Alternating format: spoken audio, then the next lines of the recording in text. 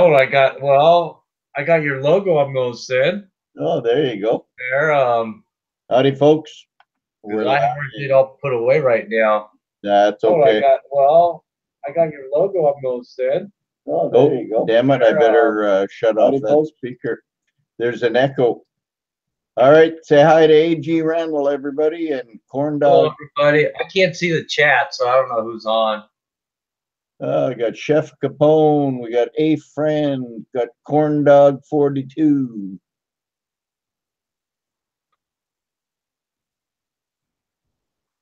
It's supposed to snow here tomorrow. Hey, Colton. What'd you say, Randy? We're supposed to get snow here tomorrow. Oh, shut up. Yeah, 1 to 2 inches. Hey, Philip Wheeler, Dixie Silver Miner. Yeah, I hope we're not supposed to get snow. I didn't even check the weather today. Yeah, well, 1 to 2 inches is just a dusting. Yeah, it was just nice out here, so no, we're not supposed to get any snow. How are you on this day before spring? Yeah, tomorrow's the first day of spring too. Yeah, right. Mr. Z, Christopher Sanchez. Yeah, if I start early, I can end early.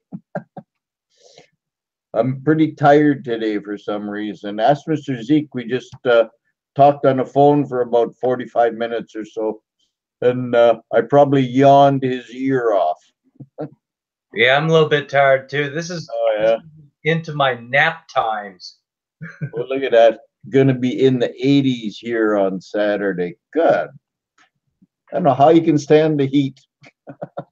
Yeah, I left California, got tired of 110-degree weather for 4 months. Yeah. Oh, cool. I see there I go yawning again. Oh. So how is everybody in YouTube land today? And don't forget the thumbs up, eh? It doesn't do jack squat, but make me feel good. Hey, John Hartley, how are you?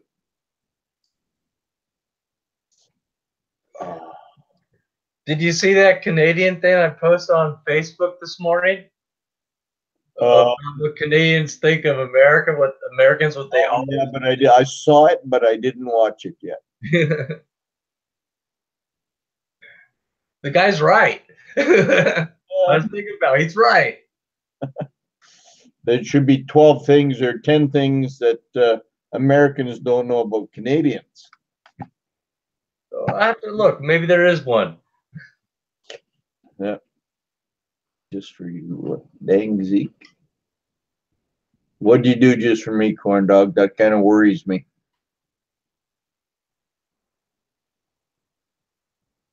Dang, Zeke. I have not had a vid up in a while. Yeah. I'm going to send you an invitation, Zeke. And maybe he can show us what he poured. I got to go to there. And I go to that one. Oh, had to get another desk lamp to get some light on here. Oh. Okay. Now I go like that. I go paste. And we go send. There you go, buddy. Now, if I can get back where I was. And Gold Bear Bunny sends his condolences. He's got to work tonight. In that chat. Oh, there we go. Nice looking round. Thanks, a friend. Oh, just for you, Cora. Oh, yeah, okay, I got you. Thumbs up. Yes, I got you. Ooh, guess Colton, if you got a whole bunch of new baby cows, you better get those filmed. And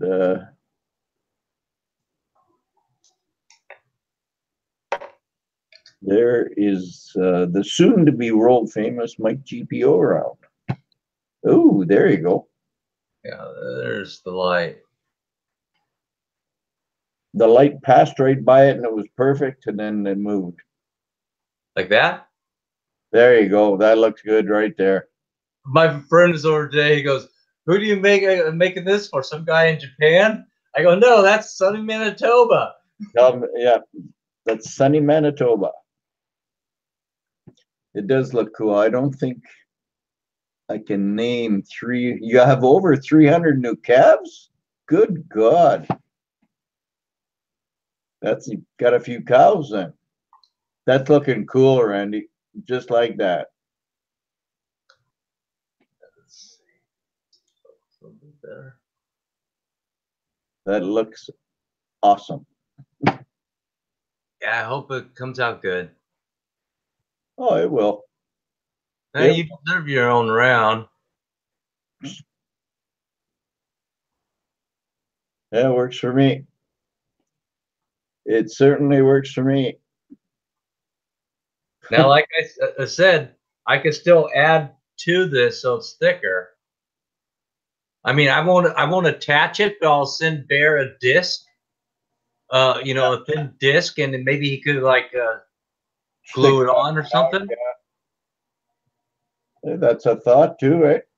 What's going on? Hey Zeke, how's it going, buddy? Oh, man, it's been a while. It's been a minute. Yeah, look at that GPO round. I know, eh? Moving up in the world. The soon-to-be famous GPO round. Yeah. That's pretty cool. Sunny Manitoba. Oh yeah. That's actually that's a totem pole there. That's a death dollar totem pole. I'm just looking at the sun rays. Oh yeah. Yeah, it looks cool. Oh, there's Silver Supplement.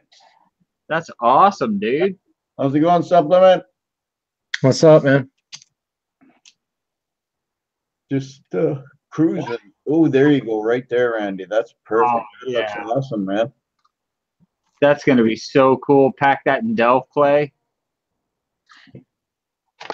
Yeah, stacking's going cast. Yeah, stacking AG47 is going to be making a bunch of those. Those are going to be sweet. Oh yeah.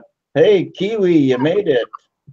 Egg Scott's Kiwi from the land down under. What is it? Is that carved out of wax? Yes, it's a hard green carbon wax. Man, that is something else.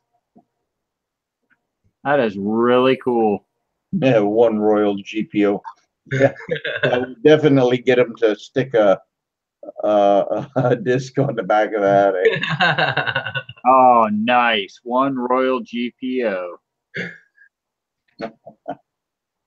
Yeah, that's pretty sweet looking, Randy. Oh, Thank you. my dinner's here, so I'm going to mute my mic for a second. Cool. I heard it pull up.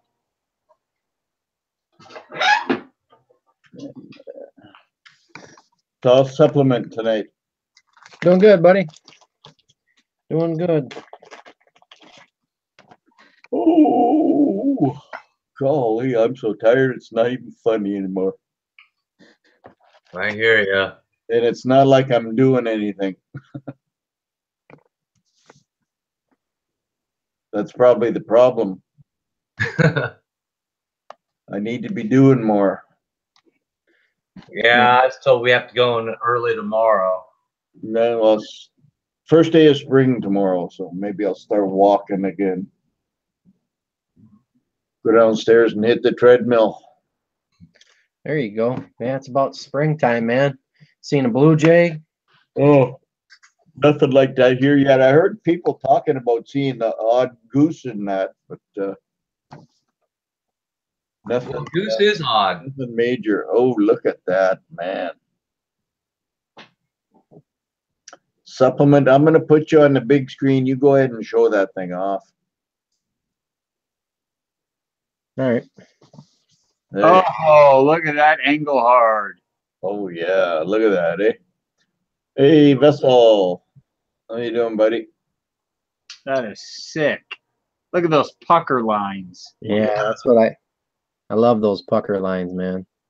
Look at that. On the bottom left corner there, you can see like there's the lines going in, but you can also see the 4 lines going around, eh? Yeah, there's Oh yeah, and on the bottom. they're all the way around here too. It's yeah, those are, you can see it in hand a lot better. My lighting's not the greatest. Yeah. What's the weight on that? What weight is that? It's a 20 ouncer. A 20-ounce. I don't think I've ever even seen a 20-ounce Engelhard bar. Yeah, I just got this. It's pretty thin. And, It has to be that big. yeah, and then the back. Look, let me try to adjust my lighting here. Look at those air pockets. Yeah, see, it looks like there's something stamped on the back there too. They were known for that. They stamped on a lot of different surfaces, like the waffle back ones, and some of the one I have one that has. It looks like it has 2 rivet marks, like they stamped it on a piece of metal with rivets in it. Yeah, you see those markings here that I'm talking about? Yep. It almost looks like the first one's a W or something, eh? When you hold it on a certain angle, it almost looks like a W. My chicken pot pie arrived. Oh, there you go. Yeah, I Yes. love that bar. Now, speaking of waffle backs, I just got this one today. 10-ouncer, Yep, 10-ounce waffle back. right there. That's a classic right there, man. Yeah. Now, what does the waffle back? How does that come to be? The back of it looks like a waffle. Well, I know, but how do they get that? They weren't paying attention to what they were stamping on. Okay. Dude, you got to remember, man, Engelhard wasn't doing this for collectability. Engelhard was a refinery. That was supposed to be commercial silver. Yeah. So they didn't care what it looked like. They needed to put their name, the serial number, and how much it weighed and the purity on it. And they were selling it as industrial silver. And it just got a cult following. So when they were making it, they weren't trying to make them pretty. They were just trying to get that stuff out of the refinery. Yep. And it's us knuckleheads who find joy in their imperfection. Yeah. I mean, seriously, they could have stamped it on the concrete floor and we'd be like, oh man, I got a concrete back. Okay. Hey, supplement. Yeah. Look at on that 10-ouncer. Look at the first two serial numbers. Okay. Well, you look at the P, and look right beside it at that square. Yeah. Yeah, they overstamped it or didn't You have look at the back of that other bar, and that's almost what that looks like, eh? See the squares there? Yeah.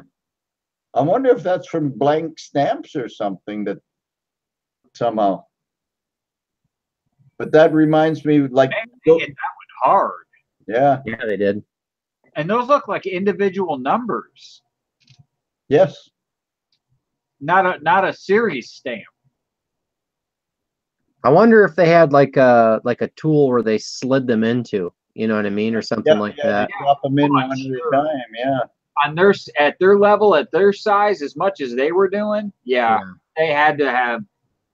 They couldn't put out the number of bars they put out without having the right tools. I mean, you can buy them now. I was talking to Hi-Ho not too long ago about this. There's a company, Missouri, I think it's Missouri Stamp. They make a rotating date stamp. The numbers rotate on the stamp. Oh, that would be cool. yeah. It's stupid expensive, but it's awesome. I bet that would be stupid expensive. It'd have to be some pretty hard steel. Yeah, I was thinking about the durability. Oh, there's something else while I'm still up here. I'll show everybody in case you didn't see it Saturday. Oh yeah. A Vulcan arrowhead? Yeah. This thing's Cool. super sweet. He casted it was looked like a piece of flint glass, like a real arrowhead. See how thin that is? I seen those in the dagger. I wonder if he has ever done the dagger yet. No, I don't think he has, just the smaller spear tips. That really does look like Howard collected those. He told me where he collected them, and it's amazing because the guy said he took them to one of those guys who study Indians at the college, and he said they're modern 1800s and everything. But where Howard found them, he found them all in a cluster, like it was a gravesite or something, and the river, the creek, kind of went over it. as at time. Yeah. And that those daggers were amazing if you would have seen both of them. Yeah, I don't know if this would be an arrowhead. This is awfully big. It might be just like a small spear. Well, if you seen those daggers, I mean, it could be an arrowhead. I mean, you have to think about what existed back then. Yeah. I mean, the Native Americans said there's a race of giants of red hair that used to run along the buffalo and grab the buffalo, and they were afraid of them. Dude, I mean, they were shooting longbows. Yeah. Oh, cool. Colton's story says we have a buffalo jump by our house. Do you guys know what a buffalo jump is? That's a super cool piece. No, I don't. No. It's where the natives used to drive them off like a cutout of a hill, you know, that like okay. a ravine or something, and they used to drive the buffalo off of there. We have a ritual like that here, Kill them easier. Mike, and it's called cow tipping. Yeah. Yeah. We just wait till they're asleep and then push them over. Hey, been there, done that. I bet you have. Oh yes, man. Hey, When I was in the military, my rural Manitoba. squad leader from the 2nd Squad, he was from Tennessee, old hillbilly. He was talking about stump pumping. Do you know anything about that, Mr. Zeke? Corey, what did you call it, Randy? Stump pumping. No. That's where you get long rain boots on, and you find a goat or something. Oh, man. Oh, yeah. I know where that's going. Yeah. I think Supplement was giving me gears about that yesterday. Yeah, actually, I think I was teasing you about that yesterday. Yes, you were. Oh, there's a familiar looking coin. What is that, Zeke? What's that? I said, what is this coin? Man. Did Big Lori just make that? Yeah. Yeah, freshly pressed in the basement. Yeah. Wow. Yeah, he gave me a whole set, man. Dude, that's got to be BU.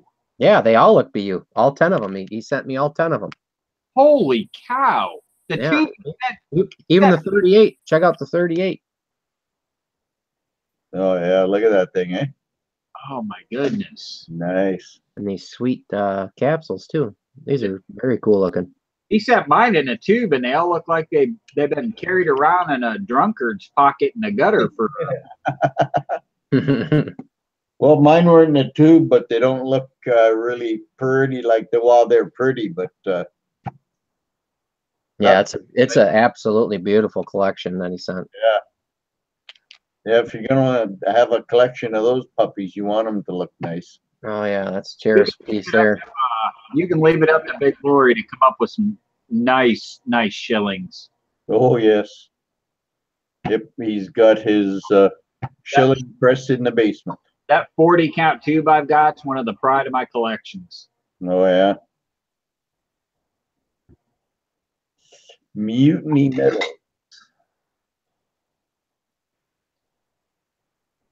Where are they? Right there's about $1,000 worth of stamps. Yeah, that's one stamp. That's one stamp. I guarantee that stamp right there costs at least $700. Ooh. Yeah, I have no idea. I think he uses who's the Hey, Corey, Eastwood stamps? oh, what was the name? I don't think it is Eastwood stamps. It's something else. Oh, Yeah, damn. he's got so many stamps. It's ridiculous. That guy on Instagram. I'll put it this way. My little New Tree of Life stamp was $185. So put it up against that stamp right there and just guess. Yep, it's a big one. A couple of friends and myself tried cow tipping when we were kids and learned one important fact, that bulls are very light sleepers. Oh yeah, no, you don't. Yeah, and bulls are a little what's the word I'm looking for? They're a little more balanced. Like cows are kind of top heavy. Bulls are a little more aerodynamic and shorter and squatter and spread out more, so they're harder to tip over. A little sharper. Yeah, and really pissed off when you don't tip them over. Yeah, you don't have much running time when you try to tip a bull over and it don't work. Nope. They tend to make a little noise too. Oh yeah. And they will tear you up. Oh man, that's funny. Did supplement freeze up, or is he holding that really still? Holding it really still. I don't know. I just see a bar with Phoenix, Arizona stamp. No, he dropped out. Yeah. Colton says, I can pet our bulls. There you go. Yeah, well, they're your bulls. Yeah. Yeah, John Harley, yeah. That's why you tip cows, exactly. You don't tip bulls, you tip cows. Hey, Mike, you remember I was telling you earlier about that little tiny round that I poured? Oh, yeah. That's this one right here. What is that, a half ounce? It's actually 0.459 of an ounce. Okay, what do I do around here? Now that looks like a good Rolo. Oh, I got to click on you then. Okay, there you go. So it's at like almost a half an ounce. Almost a half an ounce. I just poured what was left in the crucible into that little mold because I wanted to see how it would look. And I got to get it to focus. I'm on the YouTube side, so there's a lag. I'll get something white to put behind it. Let me set my pot pie down. Oh, I hate sacrificing my pot. There you go. That I had a little one unplug my modem. That helps, eh? Yeah. Yeah, you kind of froze up a bit there. You got a little button there? Yeah, I'm trying. There you go. That's focus. Yeah, it's less than half ounce. It's 0.459. That 9's important. 0.459. That makes it 0.46. Round it up. Yep, always round up. But it's big enough. It's thick enough to where I can do edge lettering. Oh yeah. Yeah. So, yep, that's one of the two things I was telling you earlier I poured, and the other was this skull, which, you know me, I don't pour many skulls. So, I think that's probably the third skull I've ever poured.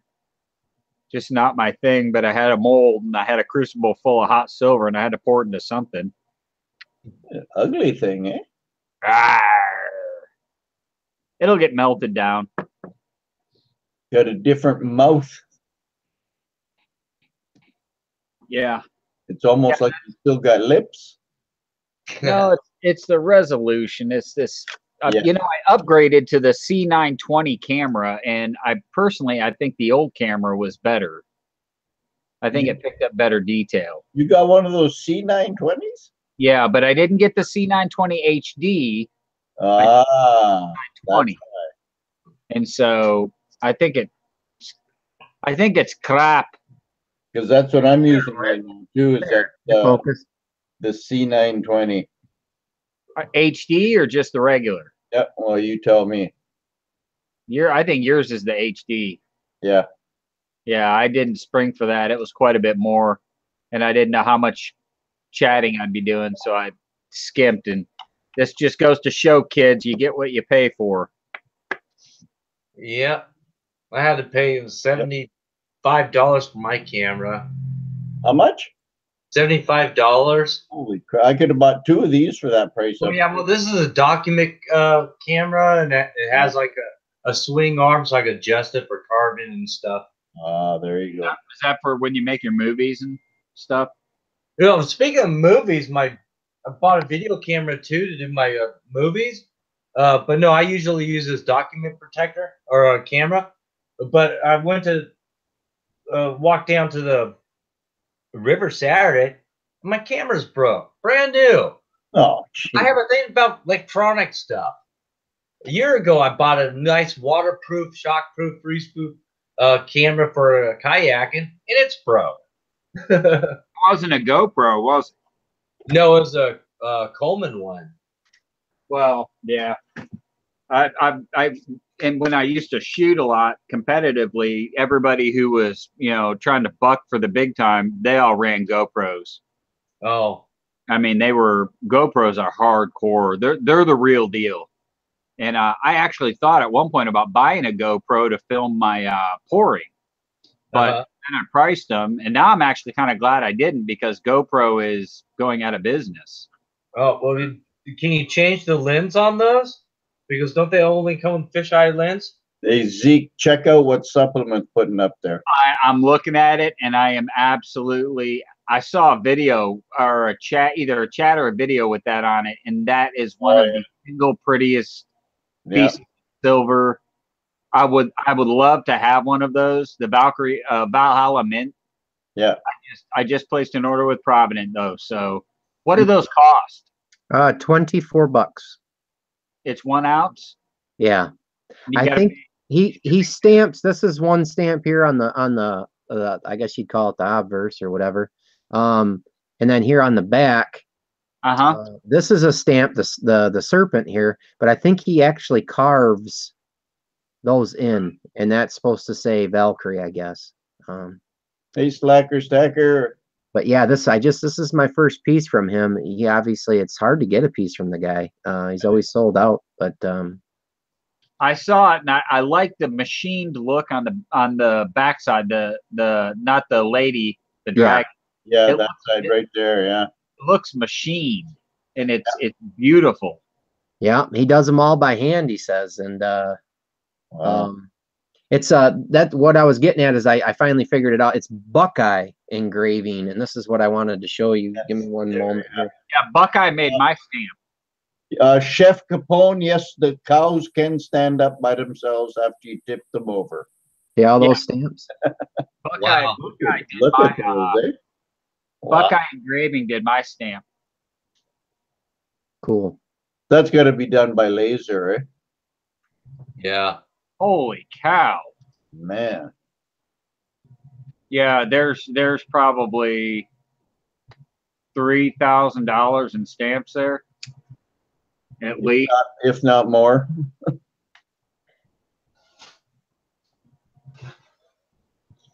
Well, I mean, I know this much. I talked to Cody at Atlantis one time, and he had more in stamps than I have in value in my whole stack. Mm. Wow. Oh, he buys. Yeah, he bought all those different. What are the ones? The different months. Zodiac signs. Yeah. There you go. Zodiac signs. Yeah. Yeah. I mean, stamps are no joke. They're expensive. If you want them to last, I imagine you got to pay for them, eh? Well, and there's only so few people doing them. Yeah. It's not like there's a whole phone book full of stamp makers. Yep. That's why they're expensive. Yeah, they can get what they ask for them. Oh. All right. Well, I've got chores to do. Yeah, I gotta get in bed. Yeah, this is not going to be the usual long, dragged out Monday night, guys. I'm sorry tonight, but I'm feeling my oats.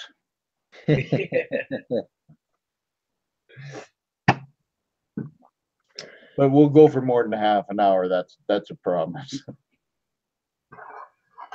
All right, guys. We'll catch you all later. Hey, there's Beach Bum. He just dropped in. See you later, Zeke. Take care, hey, buddy. See you later, Zeke. Hey, Billy. How you doing, buddy? Hey, what's happening? How's it going, Beach Bum? Oh, pretty good. Hey, guys. Doing all right. Doing all right. How's it going? Going pretty good, man. Oh, great. Look at that good-looking arrowhead. It's nice, isn't it? Yeah. Yeah, man. Yeah, it's pretty cool. You know what? A while back, I actually thought about having something like that made, and I forgot all about it. I thought that'd be cool to have a big old silver arrowhead. Yeah, it's a neat one, man. Vulcan makes them. He's actually got three different sized ones, 3 different shaped ones. Yeah. 5-ounce there? I'm sorry? What's that, about 5 ounce? 1.6. Oh, okay. Yeah, because it's so thin. It's so thin. Yeah. That's what she said. Yeah. Are those actual stuff from Airheads that he has, or Yep. Bowls? Yep. No. Yeah. AG was just telling the story. Yeah, they're obsidian. They were found in somewhere in Oregon in the basin, is Right. what it's told.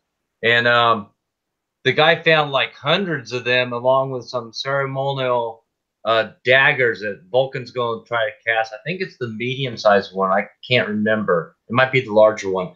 But this guy's a gold prospector, and he found them in like like a grave area. Didn't find no body or nothing, but found them all in a whole area in a creek where he was looking for gold.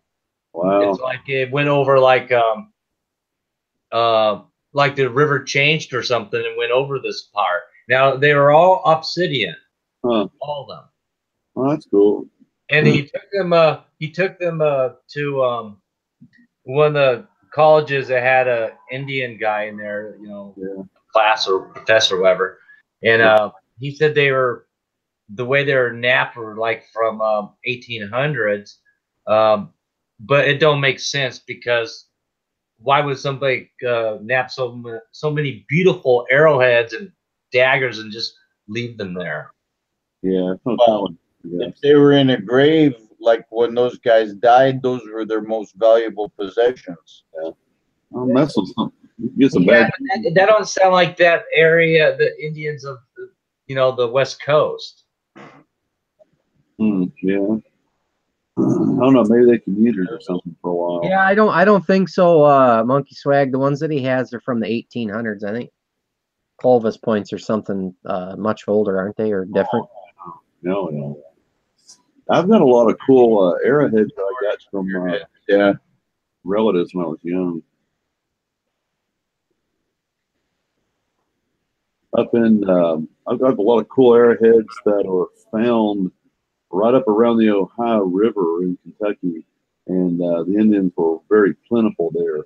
And some relatives that, when I was a kid, my mom and everybody and uncles used to go rummaging through this big giant, must have been about maybe 80 acres of just, it was a plowed field. They grew corn there. So when they would plow it, my aunts and uncles would go rummaging through the field, and they would find all sorts of cool stuff. So I have a lot of those. That's what gave me the idea of maybe I could send him something and he could, cast it for me. So yeah, it's cool.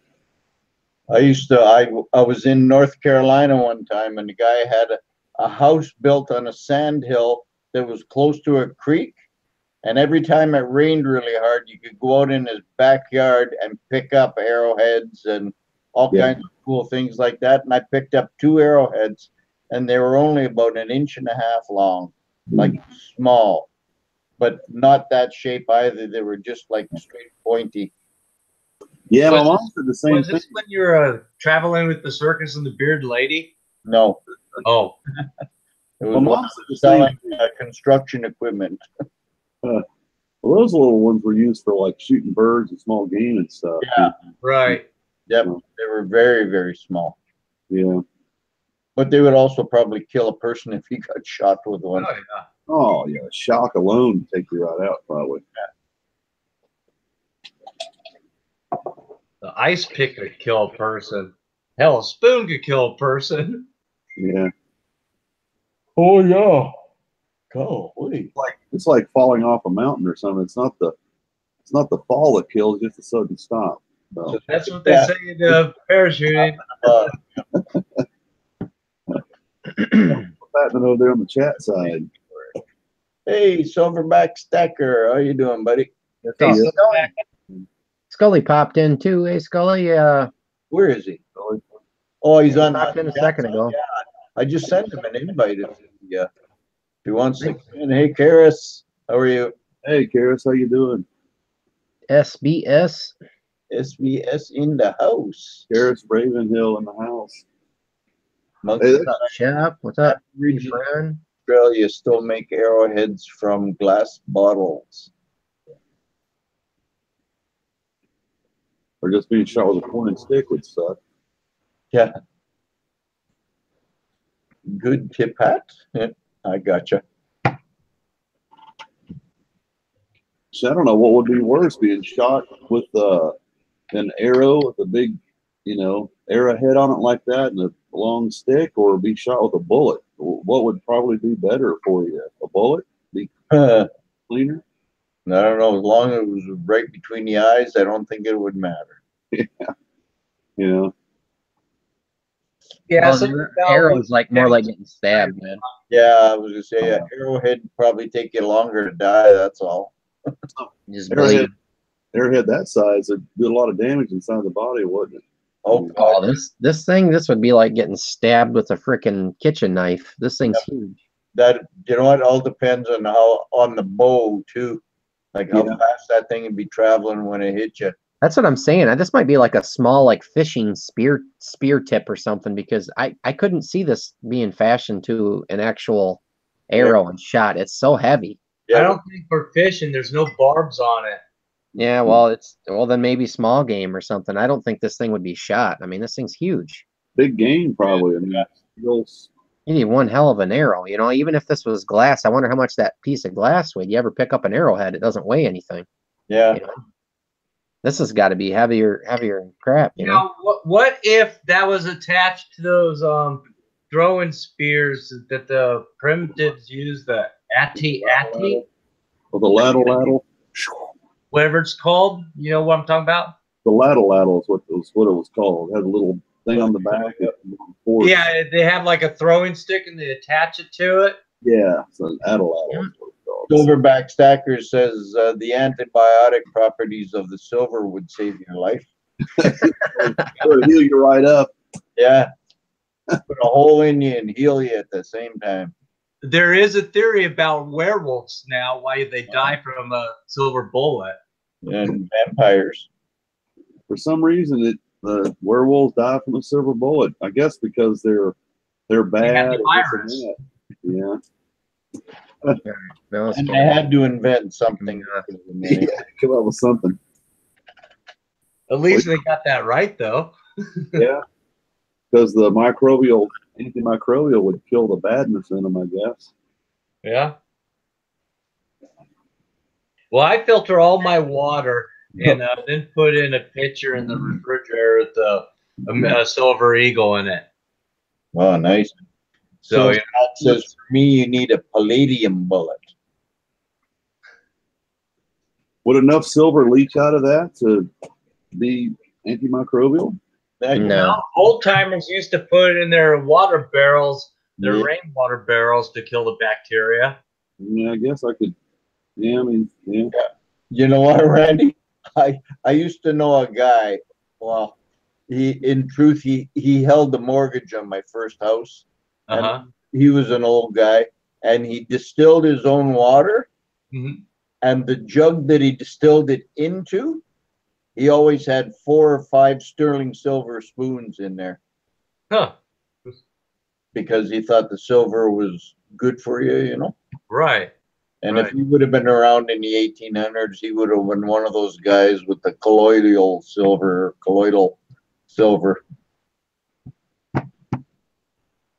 They have something else called a monatomic silver, where it's kind of like monatomic gold, where it's refined so much it changes the molecule structure of it, and it's a powder. Yep. Huh. Well, that's why traditionally all canteens were made of pure silver, because it wouldn't grow any mold or bacteria on it after you drank on it all the time. Probably so, yeah. I've let that for 100, 200 years, yeah. Beach Bum, by the way, your hot sauce is great in chicken soup. Oh, I'm glad you like it, man. Yeah. Homemade chicken soup, I put about 2 tablespoons of that stuff in there. Oh, great. Oh, yeah. Wow. It's really good in soup. I made him a mild version, so. Well, it keeps getting better.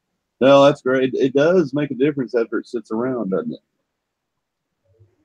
Oh, it's great. I mean, all I need is a few drops on when I was able to eat. Yeah, it works good.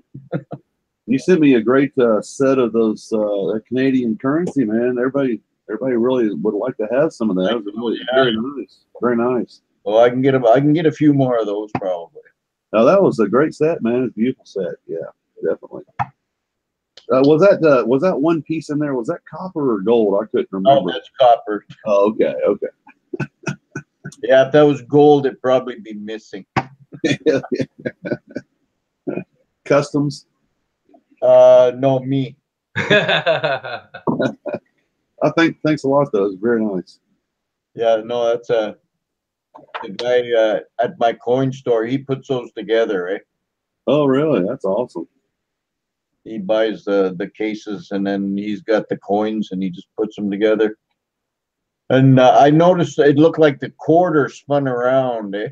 A little, yeah, a little bit. But you know what? Right at the end, I think you could probably pop that thing open, put a rubber glove or something on, and just spin it around and close it again. Oh, okay. Yeah, I'll do that. I'll give that a shot. It looks better. Yeah, it's definitely a really nice set. Hey guys, I gotta take off now. Okay, Randy, you take care, eh? We'll be talking soon. Yeah. All right, man. See you later. Randy. See you, Randy. Yep. Hey, y'all. Thanks for having me on, Mike. Okay, no problem, buddy. Anytime. Okay, bye. Okay, bye. Oh, dear. You're warming up there in the frozen north? No, it's actually not too bad. I don't know, you can't hear it probably, but all hell's breaking loose right now. Big rainstorm? No, siren, fire trucks. Huh. It's like 24/7, never stops. It's the snowflakes, I tell you. You tell him, Mike. So whenever I watch episodes of Trailer Park Boys, is it really like that up there in Canada? No. Not. Nothing like the Trailer Park Boys. It's probably worse. No, we're just like America, I think, only we eat better food. And not so much fast food.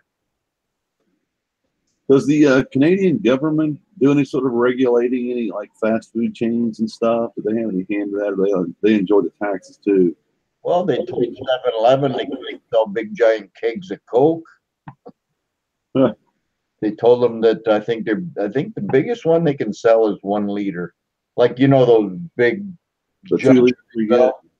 Well, I mean, it gets to the point where you see it, and I'm gonna probably offend a few people, but you see a fat chick walking down the street with a keg of Coke under one hand and a bag of Doritos in the other. You know, like, come on. Making me hungry, man. Yeah. And it's not just fat chicks; it's fat guys also. So. Right. But you know what, though, Mike? All they got to do is buy 2. Yeah, I know. Yeah, it's pretty silly. It's sad. Go back again and have to carry such a heavy drink. Come on, darn it. Stay in focus. Yeah. Fits tonight, eh? What's that? I said it's giving you fits. I got a tip. Yeah, the light must be weird or something. I don't know. Must have something off. The big bar that Losing Louis poured, that was pretty cool. That big. I haven't seen that one. I saw it come through my feed, but I haven't had a chance to watch it yet. Yeah, that's what I did today. I kind of just strolled through real quick and picked a few to watch, and everybody's going to talk about the other one. So, Yeah. But I think he poured another kilo. Yeah. Yeah, he bought, what was it, 20 pounds of copper? No, this was silver. Oh, was it silver? Oh, no, you're right. He bought a bunch of copper. Oh, he did. 20 pounds of copper and 80 ounces of silver. I saw in a video yesterday. He melted down 100-ounce bar, and he melted it in. You know that kind of round cast iron thing he has? Yeah. He melted it into there, and he got a whole bunch of like big ingots. Huh. But yeah, it was cool. Louis pour with the stream explosion. Yeah. And some silver paint.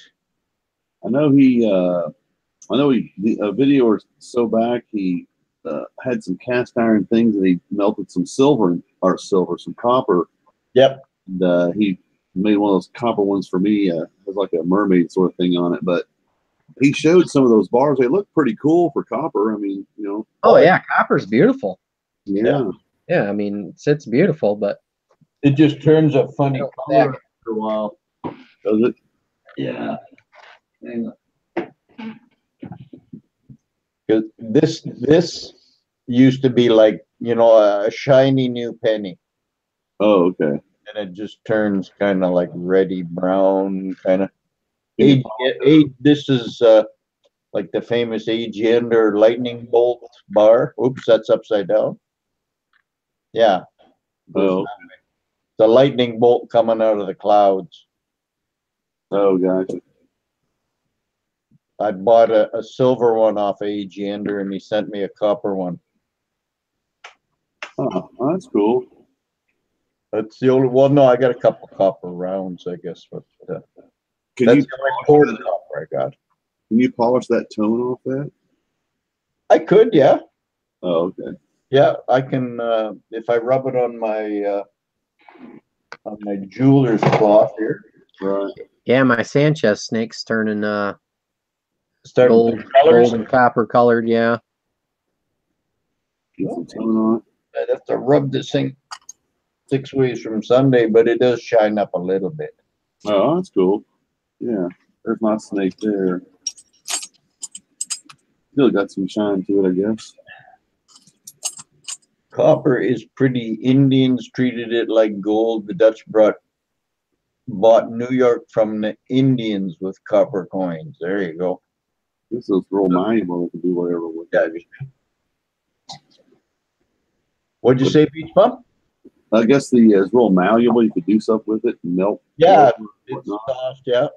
Well, not quite as soft. I don't think as gold and silver, but I'm sure the Dutch knew it. They were laughing all the way to the bank, weren't they? oh, yeah. Hey. Hey guys. How's it going? Hey, what's up, buddy? I gotta shut off my computer. Yeah, that's cool. Can you imagine the Dutch, talking? They're like, man, these Indians, they like all this copper. Let's give them a bunch of copper and see what they do. So what's up, Scully? Oh, doctors all day. Fun. Always fun. I'm sure they enjoy your insurance. Oh yeah, it was a double whammy today. I had to have stuff done, and then Shani had to have a dye shot into her shoulder, and they had to do a bone scan today on. Oh, that's no good. Yeah, long day. Sick of doctors. Yeah. Well, now you're home, and now you can chill with us, buddy. Yeah. Absolutely. And I even got pizza and chicken fettuccine on the way for dinner. I am Oh starving. yeah, there you go. That's what I'm talking about. Okay, I'm dropping a lot. There's no more talking about food, okay? Why not, man? He's on a diet, I bet. You see what I got for snacks here? Hey, those grapes look good. Apple, grapes, and some bananas. See you later, Chef. I think Chef's taking off. Is he? Okay, yep. See you later, Chef. I'm hoping it's going to be there by Friday, buddy. It's coming letter mail, so it should get there quick. So let me ask you guys: is the last privateer round, is it blackened? No. Really? Well, No, I saw these pictures. It looks like it's blackened. No, people are probably just trying to get just the right light on it to show it off or something. Well, 'cause I'm not a big fan of the blackened stuff, and I saw it. And I was like, well, I love the series, and I have all the coins, so I order it anyhow. But since it's not blackened, I'll go ahead and buy a few. But I just thought it was blackened, or whatever, a little bit. No, they wouldn't do that. Yeah. They would pee a whole bunch of people off. Right. Oh, that's cool. I'll go ahead and order 2 or 3 then. Are you talking about the Davy Jones locker round? Yeah, that's what I'm talking about. Yeah, I'm actually going to pick up probably a roll of those. I think that's my favorite of all of them. Yeah, that's cool looking. They just look black, and all the pictures I've seen were like that, and this and that. And I thought, well, surely it's not blackened, but I mean, see, that would be a coin to send to Pitt. Have him blacken it. I'm not a big fan of that stuff. A lot of people really enjoy the blackened stuff. So I like the shiny, I guess. If you're gonna do that, though, Scully, you're gonna send them one of each. Yeah, the whole set. I didn't collect the set on those. I kind of stopped collecting sets a couple months ago. So yeah, I'm way behind on this set. I'd have to literally buy all of them. Yeah, I love this set. I think it's pretty killer. I did tell one from the other eagle tail feathers. Might be going to get them from Bullion Exchange, because Bullion Exchange, you only have to spend $75 to get free shipping, and there you go. Just get 2 of them, you got free shipping. There you go. Yeah, exactly. I like Bullion Exchange, man. I do too. They're great, man. I get their stuff comes to me faster in the mail than anybody else. I order a lot of stuff off of eBay from them, and it's like they're instant. They're almost in like 2 days. It's like, wow. I think they're East Coast. Yeah, must be. That's where I'm at. Yeah. That's most of the other places that you order from, most of the online dealers that we order from are way down, you know, by Texas or Oklahoma. So being over here in the East, they take longer for us for sure.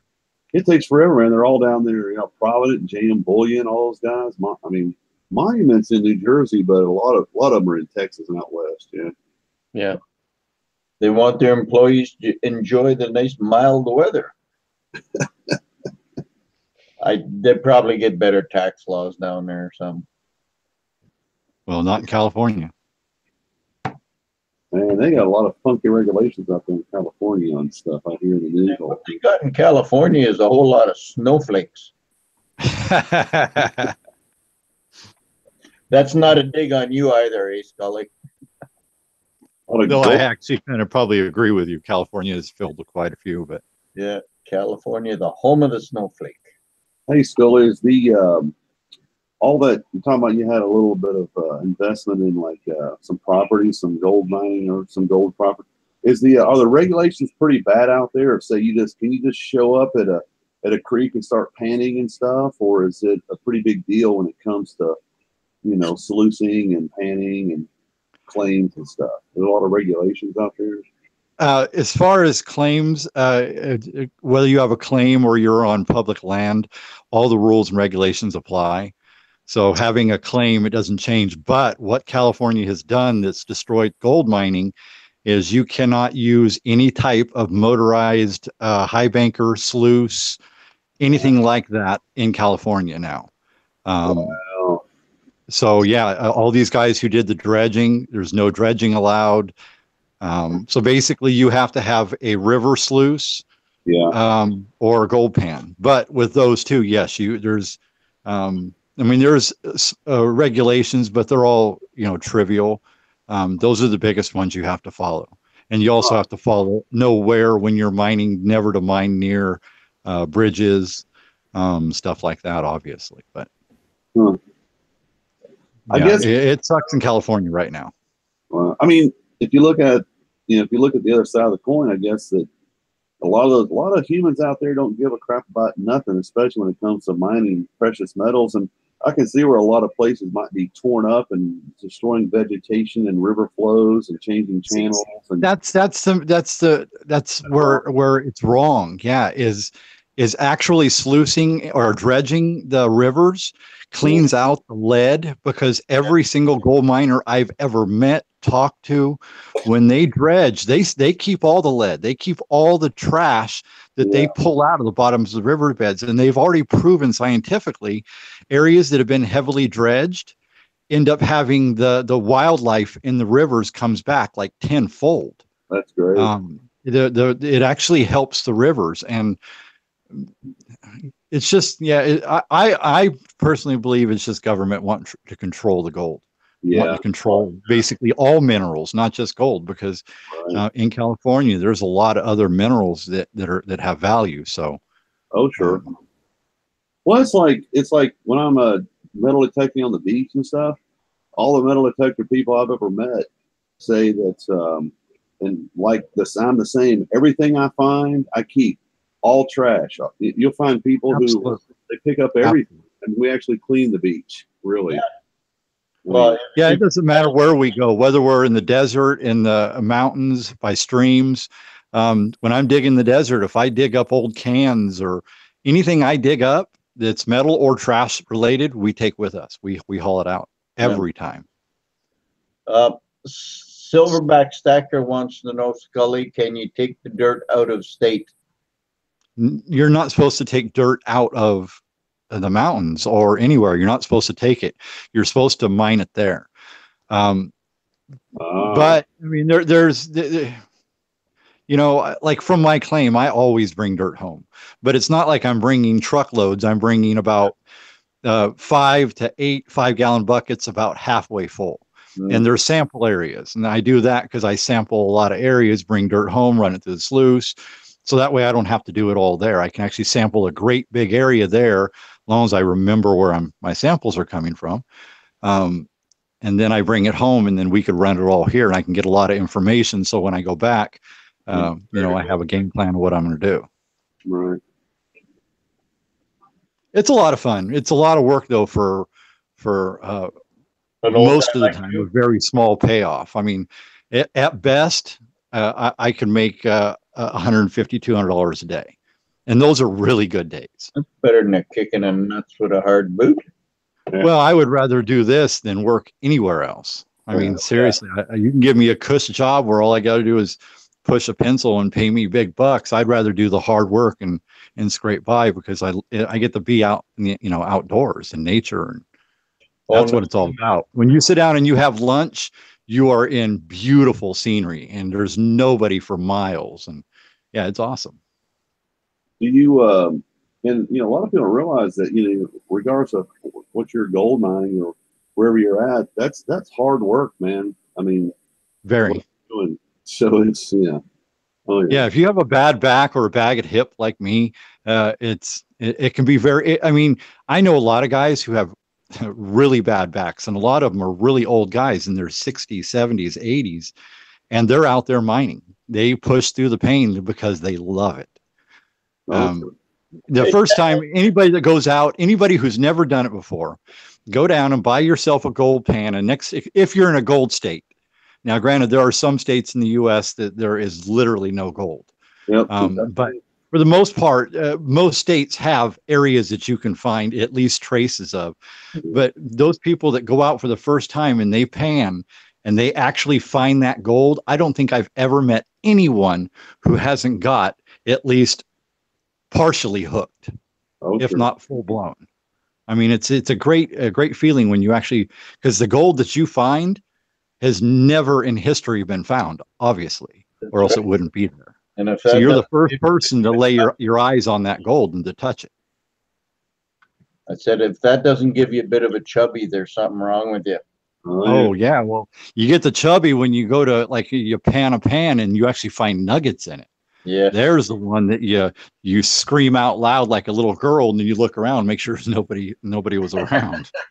We heard you, Scully. We heard you out there screaming. I've actually got a couple videos where I've done that. They're older videos, but I don't know if I can put them on internet. But so, do people pan for gold in Georgia? Yes, I believe the GPAA has claims in Georgia. Oh, there you go. I think they have a couple different chapters there. Anybody who's interested in gold mining at all, contact your local GPAA or go online, look up GPAA. You can get a yearly membership, and it's like under $100. They send you out a little kit, comes with gold pans, snuffer bottles. They kind of set you up, and then they give you the cards, and those cards will allow you to go on any of the GPAA claims in the United States. And they have hundreds of claims. And then you could also take part in a lot of their events. And a lot of the times you get free gold just going. Some of the events are big events where you pay to get in, but they do raffles. It's a lot of fun. And you also, the great thing about that, if you ever get into gold mining, is you can get a lot of, you meet a lot of old timers and a lot of people who have claims. And if you guys end up working out to be friends, they'll take you out to their claims. That's how I got started in this. I had people, person after person, wanting to take Shanny and I to their claims, and we'd go out and go to their claims, and we'd find big old chunks of gold, and we'd get excited. So, and that's kind of how we got hooked. Yeah, there you go. I think there's two states in the union that haven't ever been found to really any gold. It's Florida and Kentucky. Yeah, Florida's all well, actually there probably is gold in Florida, but the problem with that is it's probably so deep in the sand it's not mineable. Yeah, because there's gold pretty much everywhere. I mean, it just depends on how deep it is. In Kentucky, it's black gold. It's called coal. Called coal. I tell you something, man. The first time I ever went metal detecting on the beach, they got me a little cheap metal detector, and I've been out there for an hour and a half. I was burning up, man. It was like 9 o'clock in the morning. It's already 1,000 degrees, and I found a little gold wedding ring, and I ended up getting about $60 for it. But when I found that 14 karat gold wedding ring, I was hooked after that. I mean, I didn't really find much, but it was once you find that gold, it's a whole different ball game. Oh, yeah. It was fun. It is, and that's just another version of mining. But actually, see, I think do both, because metal detecting on beaches or even in mountain areas, especially if you take metal detectors to these historic gold towns, if you're in a state that actually has them, and go up in the hills around the streams and metal detect the hills, because like a Italian bar, there was 3,000 miners in this little tiny camp back in the I think it was the 1860s or 1840s, something like that. And all the miners used to hide their gold in the hills. And there's been story after story of people going up metal detecting up there, and they come across little small old boxes that have little gold nuggets in it, or actual old bottles that have gold nuggets in it, where people stash their gold. Because again, there was thousands of miners up there at that time, and it was almost lawless. So, everybody tried to hide their gold. Yeah. It's just about going to all these different gold towns. The point is there's a lot, not only gold, but you can find old artifacts along the rivers and the streams. So it's like you can take a metal detector and a gold pan with you when you go to the mountain areas, and who knows what you'll find. And gold rings and bracelets. And gold in a bottle. It was just a little old bottle, and it was up in the boonies somewhere. Yeah, exactly. There's a lot of gold in Canada. There's a lot of gold up there, man. Lots of gold. A ton of gold, but Canada has a lot of restrictions too and regulations when it comes to mining. Yeah. Canada's pretty hardcore also. It's not illegal if there ain't no cops around. That's true. That is true. And like I tell you, at all our claims, I think we see, if we go 10, 15 times in a year, we'll probably maybe one time see anybody. And most of the time it's just the fishermen or something like that. Mm-hmm. We never ever see forest rangers or I have seen sheriff out there, but it was because there was a claim dispute with another person in a claim in the area we were at. But that was just that. Do forest rangers have any jurisdiction over that sort of thing? Yes, well, they can get involved, but then what they do is they call the sheriff, because anybody who's claim jumping on a gold claim, that's a federal offense. That's not just a slap on the hand state thing. You're going straight to federal offense, and there's huge fines for that. And yes, you can get arrested for that instantly if somebody catches you. And that's what we came across that one time, was somebody was claim jumping. We've had people claim jumping on ours. We'll go to our claim and see huge holes dug out of the side of the bank. And the ones we don't like is when people dig underneath the trees, because trees, like the big trees along the rivers, are a massive gold catch. Over years, the root systems catch tons of gold. So it's a real popular spot, but that's illegal to do. So, and that's the problem we have, is a lot of people, and where our claims at, there are huge trees. We're talking trees all the way up to 6 foot around. Wow. Nice. They're big trees, big pines, redwoods. Big trees. Are they redwoods? Yes, well, there's some redwoods. It's not quite elevation for the grove, but yeah, it's in that area where there's a lot of redwoods. Without giving up too much information. I don't blame you. Without giving up too much information. Yeah, I can't give up information where we're at. Google, can you show me everywhere in California? You know, a place that's loaded with gold, but it's highly illegal to mine is Yosemite. Yosemite's got a lot of gold. Oh, yeah. I think the government knows that. I think that's why they kind of made it completely off limits. But it's also a state park, so yeah.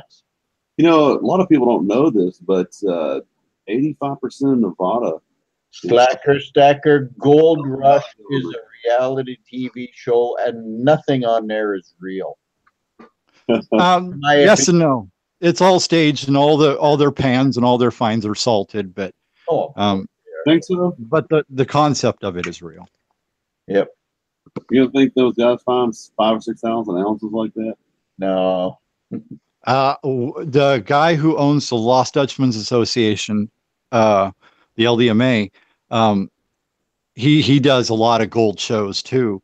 I can't remember the name of the shows offhand, but he found in right down from one of our claims in a crevasse in the river, they found within a couple months' time over 800 ounces of gold.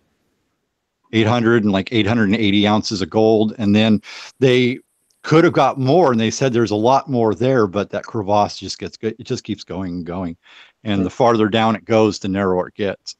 And they were using some very expensive dredge work when dredging was legal. But there's places like that all over the place. California, Washington, and Oregon are loaded with gold. Nevada is loaded. Arizona is loaded. The mountain. Yeah, all those areas got a lot of gold. Colorado has gold. A lot of rocks.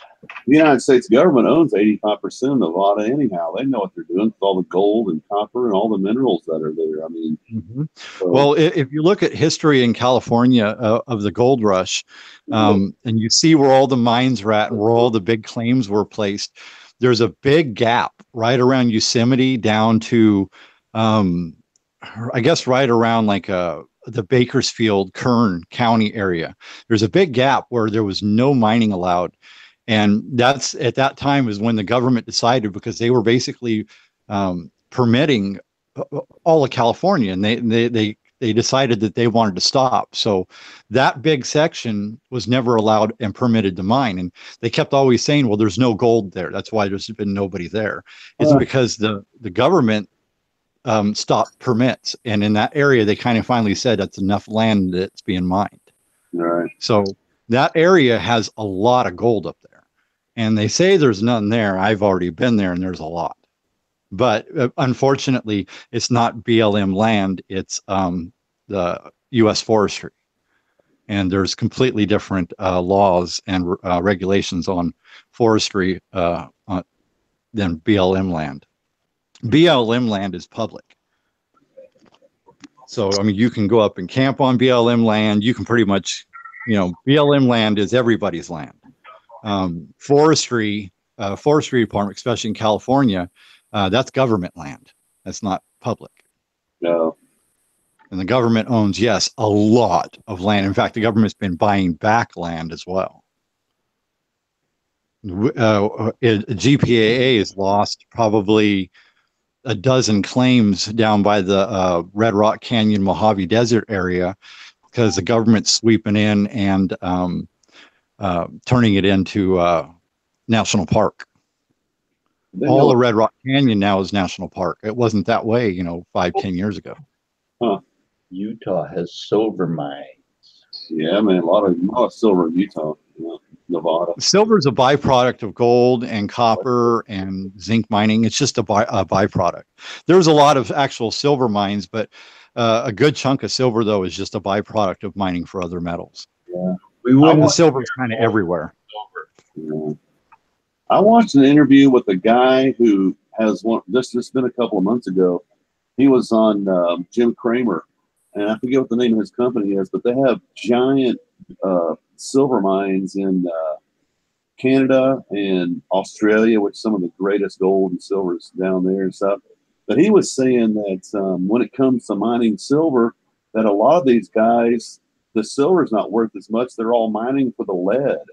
And silver is just a byproduct. They just happen to sell it off, but they're not even mining for the silver. It just happens. That's the way it is with a lot of different mines. Yeah. Like I said, silver is a big byproduct because there's so much of it everywhere. Right. The ore and stuff. It just happens to be there. Yeah, silver ore looks like charcoal. It doesn't even look like silver. Yeah. Although you ever see some really nice silver crystals? In videos. Yep. Huh. I saw a guy had like a piece of silver ore and there were literally crystals. Huh. And it was so. If they want, they can just give me the silver if they want, and I'll just take it off their hands for them if they don't mind, I guess. Yeah. There's millions and millions of dollars of byproduct silver coming out of most of these mines. Yeah. Yeah, it's a good industry for them. I mean, it's, you know, they're making off of the copper, and believe it or not, the copper and the zinc mines and stuff like that, they actually make a lot of money. They pull a lot of copper out. I mean, a lot. Pilot because copper is such a big industrial metal for the group. So pose your question, Pilot Dude. Did I miss something? No. Pilot Dude said I'd pose a question for the group. Okay. Yes, they are, Monkey Swag. Very rare because generally silver, like I said, the ore is generally like a gray, powdery stuff, and you have to process it to actually turn it into silver. If you're going to buy a tube or two of coins to save for a few years to flip, what would you go with? I'm not a stacker. I don't know. And my stack is meltable, so I don't know. Yeah. If I was going to say off the top of my head, I don't know. Korean Togers? What's a Korean Toger? Comsco? There you go. I think if you get any silver right now and hold it for 10 to 15 years, you're going to get a good return. Yes. But you just got to hold it. I don't know, like, you want something like those black swans or the newest black swan. That's what you want to get. Like the one that's replacing the black swan, you know, not exactly a black swan. But I don't know. I'm not a stacker. And I don't pretend to be. I just like shiny stuff. What's the average purity of raw gold that is mined or found, say, at a claim? Oh. Gold? Well, it depends on where you're at. 18 to 20 for Alaska gold. It's got a lot of silver. California is closer to 20 to 22, all the way up to close to pure. This is my new bear piece. One of. Oh, man. Ooh, let's see that. Yeah, I got a video coming. I'm just really behind on videos. Worse than normal. It's all right. You'll get them there when you get them there, man. Yeah, man. But this is one of them. This is the Bear Jolly Roger, 3.3 ounce. I got one of those coming. Nice. It's beautiful. I mean, the camera is not going to do it justice. Bear is awesome. He does amazing work. He's the master for sure. Yes. It's phenomenal. And I also got my very first Metals Mafia logo bar. Ooh, look at that. Look at that. Very nice. Pretty. That was nice, man. That's the Bear. That's beautiful, man. Yeah, he did such a good job on this. I love that bar. And then other piece he got me that sits next to Lucille now. Lucille? Was the axe. Yeah. That axe is sick, isn't it? With the teeth on the side. Yeah. Cool. Yes. What is that? 2 ounces, maybe? Ounce and a half? I don't know. I got the COA put away. Probably. It feels about an ounce and I think it's like a 189 or something like that. Yeah, it's probably about that. Almost 2. Right around there, yeah. Shy of 2, yeah. Yeah, this is such a beautiful piece. Man, Bear does such good work. And he's so good at blackening them, you know, doing that antique finish to them. Good looking. Awesome job. But I love the Jolly Roger. I got to figure out a way to put that on my the bear's chest. probably lurking in the weeds anyway. Yeah. Well, if he's there, man, he's the master. Yeah, he's a slacker. Yeah. Beautiful piece. He's the master at something. he's a masturbator. Master eating a lot of hot sauce.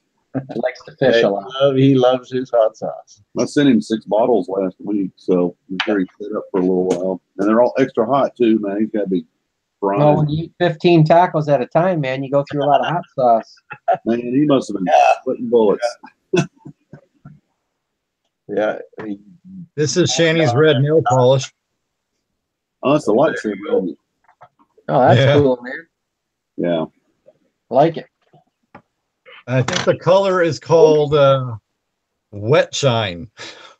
Hey, that works. Yeah, man. I was just playing with it. We tried, I'm making lightsabers that are a lot like this one, but they're going to actually, I wanted to have glass blades, but the glass blades kept breaking. And then I wanted to try acrylic, and he sent me a sample, but he told me that they're not, if I scratch them up, they're not, it's going to be extremely difficult to get the scratches out. And just by me handling them was getting scratches. And I thought that would be a terrible idea to, you know, give somebody a lightsaber that, you know, in 2 or 3 months, if they touch it, it's going to look terrible. Can you do blue? I guess you can do blue too for the Jedi. Yeah, yeah. I was just playing around with this. Everybody kept calling it a golf club, so I decided I better color it so it doesn't look so much like a golf club. It still looks like a golf club, man. It's a very fancy one. With the red handle, yeah. Yeah. Looks like one of them fancy new putters they got nowadays. And then and only 2 other people got this. My little mini stormtrooper helmet. Oh, I was good. Is that from Vessel? No, it's a little tiny baby stormtrooper helmet. It looks like a little tiny baby bird. That's cool, man. I like it. Yeah. That Bear did that, right? No, I did. It came off of an action figure. The head fell off. So I decided to try to cast it. See, it's got the sprue on the bottom. You gonna do the whole body? Not saying. Hey? Working on things. I'm working on a lot right now.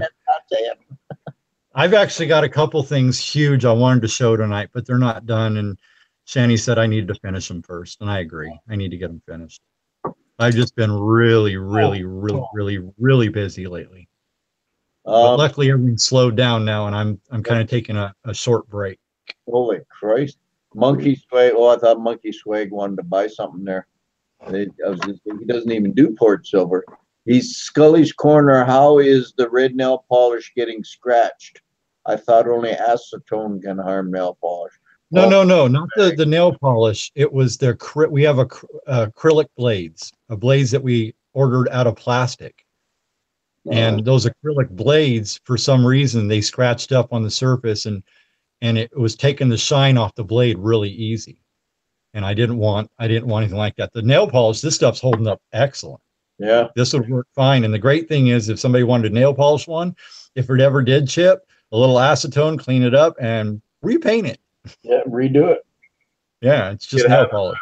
Have any color you want, like lightsaber. And I know you Star Wars fanatics will kill me for that. But. Well, no, actually, I got blue. Shanny's got blue nail polish and green. So that's 3 of them. We still got to get yellow, purple.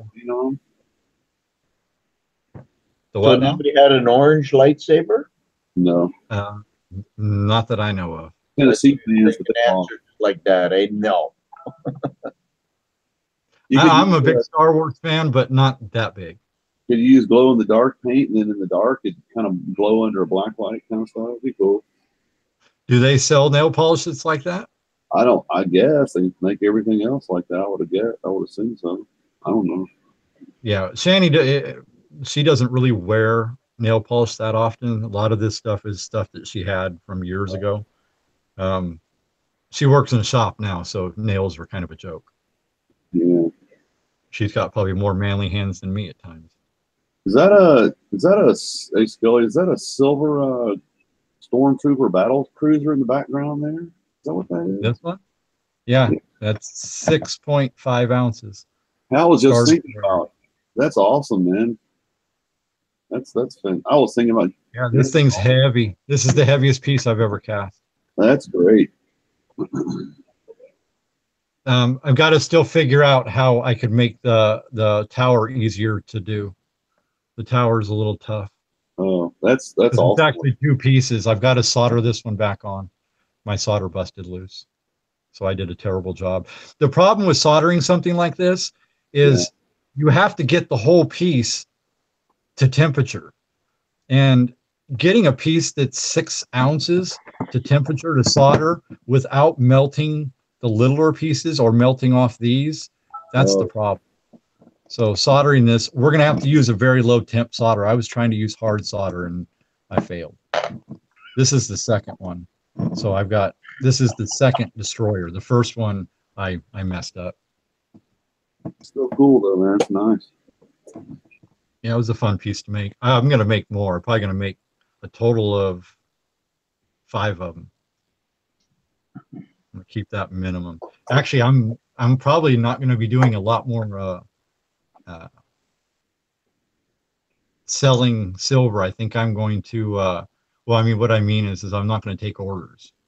I got in trouble doing that right now. I took way too many orders, and for the last 2 weeks I have been working 24 hours a day in that shop. I wake up in the morning, man, and I'm out in the shop. I have a lot to do. And the problem is all these guns, it's not like I can just cast it, throw it in the tumbler, and it be done. I spend a lot of time on them. Yeah. And I ended up having a gigantic couple big orders, and so I had a lot of time. People don't realize what it takes a lot of that stuff to do, how long it takes. Yeah, it's I guess the best advice I can give any pourer out there that's not already expert level to make sure when you're casting your piece, your mold, whatever your original is, make sure it comes out clean. The more pulled sand and the more little flaws you see in the sand, it's a lot more cleanup time. And Slacker Stacker, what proof do you have that the bear is not lurking? We abused him. Yeah, I doubt it. Nobody abuses the bear. No, he does what he wants. And Bear, I want to collect everything he does. Bear don't give a I want to be Bear's biggest fan. I want to have all of his pieces. I don't think I've seen even some of his mistakes and some of his videos that he ended up remelting, I would have loved to have. Oh yeah.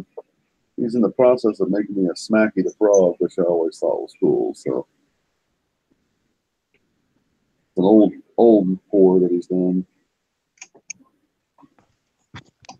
And then I had a new pourer in the community, and he's really new. His name is Carlos. This is his COA.